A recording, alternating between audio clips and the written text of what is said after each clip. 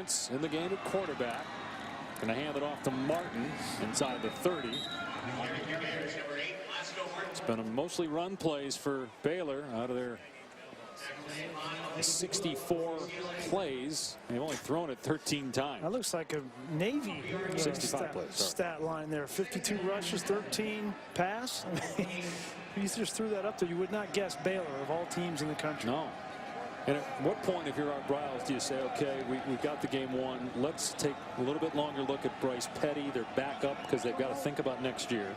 They're not sure if Petty's the guy. They've got some recruits and also some other guys on the roster that haven't played, including red shirts, as Martin is close to the first down, going to bring up third about a yard. I understand where you're going with that, but I think that's more of a pro mentality. Take a look at a young player. Tonight is about Nick Florence. It's his last game in college. He should be able to play as much as he wants to play in this football game. They owe it to him. And I wouldn't be surprised if he played the remainder of the game. They get the first down with Martin on the ground. They'll keep the clock running inside 10 minutes to go with Baylor in command. And you know Nick Florence wants to soak every bit of this up. He had to wait 3 years behind Robert Griffin III to play. And he wants to get every ounce out of this game.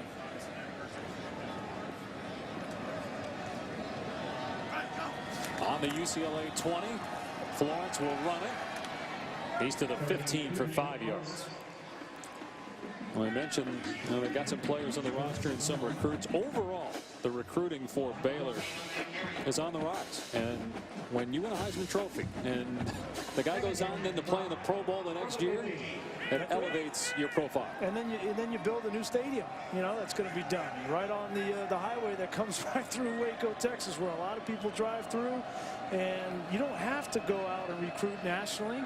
You just have to take care of your backyard right there in Waco, Texas.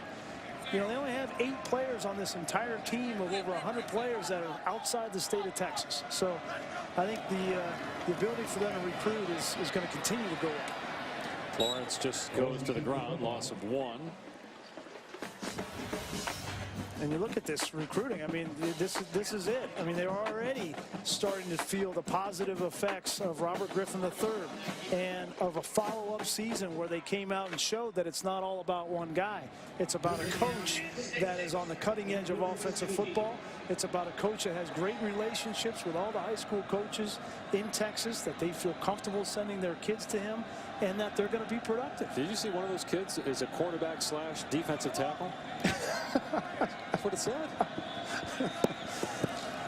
Florence will throw on 3rd down and 6 to the end zone, and the receiver, Lanier Sampson, went out of bounds. There was also some contact with Aaron Hester.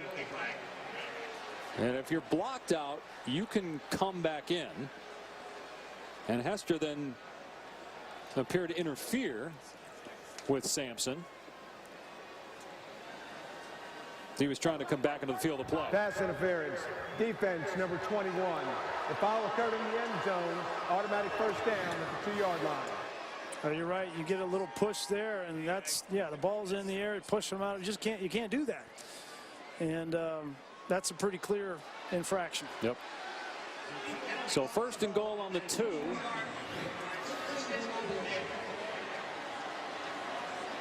They got Glasgow Martin in the backfield looking for rushing touchdown number 4.